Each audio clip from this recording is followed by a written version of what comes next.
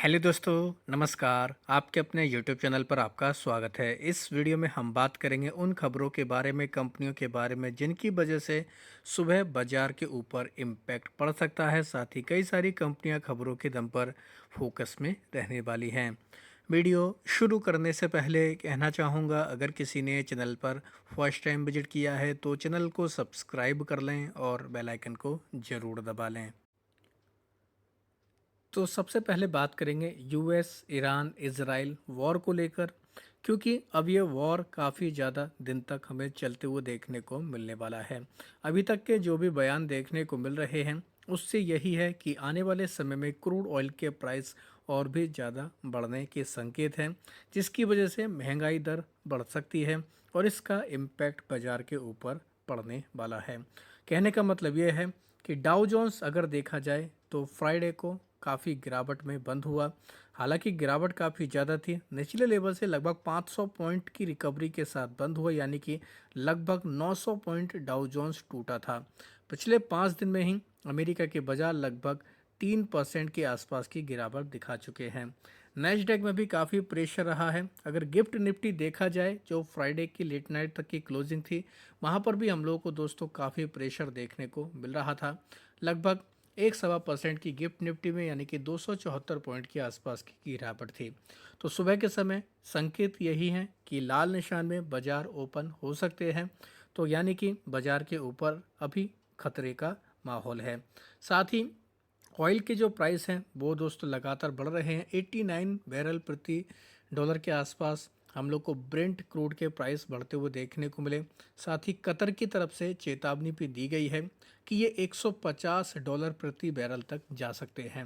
यानी कि अभी जो मिडिल ईस्ट में चिंताएं देखने को मिल रही हैं, जो दिक्कतें देखने को मिल रही हैं, उसकी वजह से आने वाले समय में क्रूड ऑयल के प्राइस और भी बढ़ सकते हैं, गैस के प्राइस बढ़ सकते हैं, जिसका डायरेक्टली और इनडायरेक्टली असर हमें इकोनॉमी के ऊपर देखने को मिल जाएगा।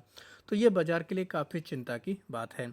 बात करेंगे दोस्तों अब कुछ कंपनियों के बारे में। जब तक ये युद्ध चलेगा तब तक डिफेंस कंपनियों के लिए तो काफ़ी कह सकते हैं पॉजिटिव रहने वाला है। तो डिफेंस कंपनियों के ऊपर भी सुबह के समय आपको नज़र रखनी है, खासतौर पर मजगॉन्डॉक शिप बिल्डर, मेमटा technology, Paras defence, HAL, garden ship builder. इन कंपनियों के ऊपर नज़र रख सकते हैं। डेटा पैटर्न्स के ऊपर भी फोकस रख सकते हैं। ये सभी कंपनियां काफ़ी फोकस में रहने वाली हैं। तो डिफेंस कंपनियां तो अभी काफ़ी बाजार के रडार पर रहेंगी। कुछ कंपनियों में अपडेट आए हैं, जैसे गो डिजिट जनरल इंश्योरेंस की अगर बात की जाए तो यहाँ पर हमें एक अपडेट देखने को मिला। अपडेट ये है कि कंपनी को 154 करोड़ का GST डिमांड का नोटिस मिला है। तो इसकी वजह से ये कंपनी कहीं ना कहीं फोकस में रहेगी। चाहे तो इसको डिटेल में जाकर स्टडी भी कर सकते हैं। हालांकि ये मामला काफ़ी पुराना है, 2017 से 2022 के बीच का ये मामला है। मीशो की बात करेंगे। मीशो के ऊपर भी एक खबर है। 1500 करोड़ का टैक्स डिमांड का नोटिस इनको भी मिला है। असेसमेंट ईयर 2023-24 का ये मामला देखने को मिल रहा है। साथ ही बात करेंगे दोस्तों पॉलिसी बाजार यानी PV फिनटेक के बारे में। चाइना की जो टेंसेंट कंपनी है उसने कट की अपनी हिस्सेदारी। ब्लॉक डील के जरिए 695 करोड़ का माल इन्होंने बेचा है। तो ये भी कहना कि कह सकते हैं कि इम्पोर्टेंट रहने वाला है। लगभग 1% की हिस्सेदारी इन्होंने बेची 1435 के भाव पर। 48 लाख शेयर इन्होंने बेचे हैं। खरीदने वालों में गोल्डमैन सैक्स बैंक यूरोप, सोसाइटी जनरल, साथ ही ब्रिंदियन एशिया अपॉर्चुनिटी म्यूचुअल फंड शामिल रहे हैं। इनके अलावा बात करेंगे ल्यूपिन के बारे में। कंपनी को दोस्तों एक इसमें अपडेट देखने को मिला। US FDA की तरफ से अंकलेश्वर स्थित जो इनकी मैन्युफैक्चरिंग प्लांट है वहाँ पर निरीक्षण पूरा हो चुका है। 2 से 7 मार्च के बीच में हुआ था और फॉर्म 483 जारी किया गया, यानी कि इन पर 2 आपत्तियां जारी की गई हैं।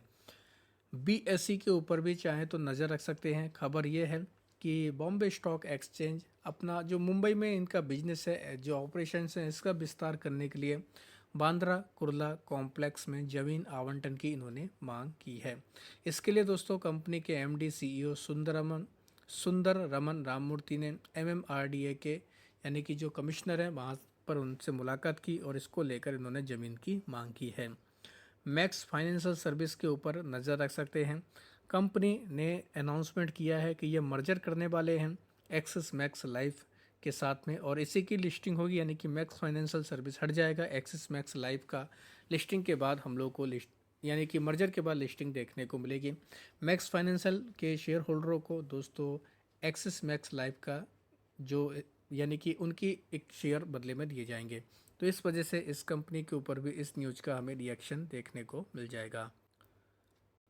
इनके अलावा बात करेंगे क्वालिटी वॉल्स के बारे में। क्वालिटी वॉल्स के भी रिजल्ट आए। कंपनी ने 178 करोड़ का लॉस रिपोर्ट किया, हालांकि रेवेन्यू 9 मंथ का 1725 करोड़ के आसपास बढ़कर आते हुए देखने को मिला।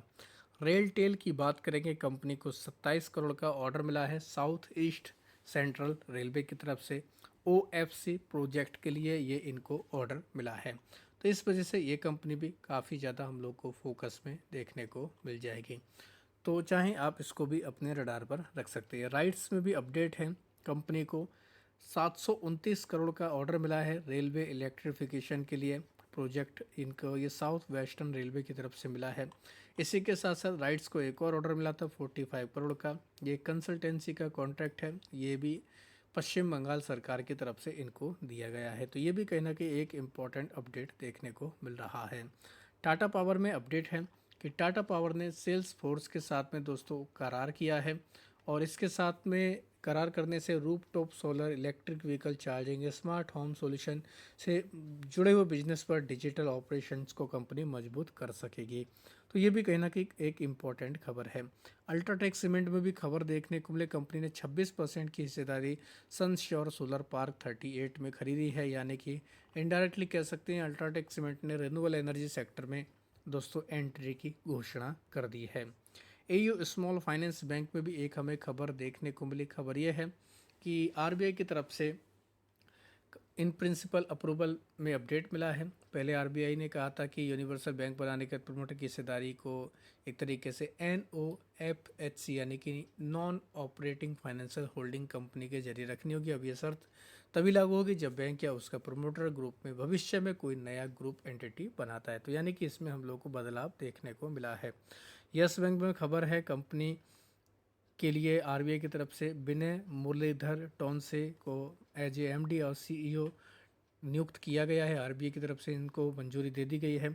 अभी तक ये विनय मुरलीधर टोनसे जो थे ये SBI में काम करते थे, और इससे पहले जो यस बैंक के जो चेयरमैन थे वो प्रशांत कुमार, वो भी SBI से आए थे। तो ये भी कहीं ना कहीं एक इम्पॉर्टेंट अपडेट यस बैंक को लेकर सामने आ रहा है। इनके अलावा कुछ कंपनियों में कॉर्पोरेट एक्शन भी देखने को मिल रहा है। क्यूपिड लिमिटेड में 4:1 के रेशियो में बोनस है। 9 मार्च इसकी एक्सडेट है। 10 फैक इंडस्ट्री में स्प्लिट है, 10 की फेस वैल्यू को 5 में स्प्लिट करेंगे। 9 मार्च इसकी भी रिकॉर्डेड एक्सडेट जो भी कह सकते वो है। मैकफॉस लिमिटेड में 1:10 का रेशियो में बोनस है। 10 मार्च इसकी हमें एक्सडेट देखने को मिल रही है। इनके अलावा और भी कई सारी कंपनियां हैं, जैसे हिंदुस्तान अर्बन इंफ्रा, इसमें स्प्लिट है, 10 की फेस वैल्यू को 2 में स्प्लिट कर रहे हैं। 13 मार्च इसकी हम लोग को एक्सडेट देखने को मिल रही है। इनके अलावा ASM लिस्ट का सर्कुलर भी आज से ही लागू हो जाएगा। लॉन्ग टर्म की लिस्ट में बेसिल फार्मा और ट्रांसजेन बायोटेक को ऐड किया गया। साथ ही A1 लिमिटेड, एक्लोन, नेक्सस, ब्लू पर्ल एग्रीवेंचर और Sadhana Nitrochem, Sigma advance system, इनको एक एक स्टेज राहत दी गई।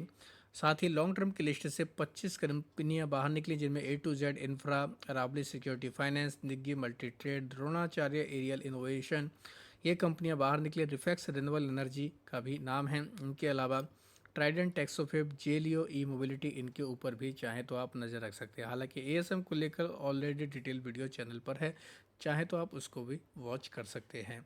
तो दोस्तों ये थे कुछ बड़े अपडेट जिनकी वजह से इन कंपनियों में काफ़ी ज़्यादा उतार चढ़ाव रह सकता है। वीडियो अगर आपको पसंद आया तो चैनल को भी सब्सक्राइब कर सकते हैं।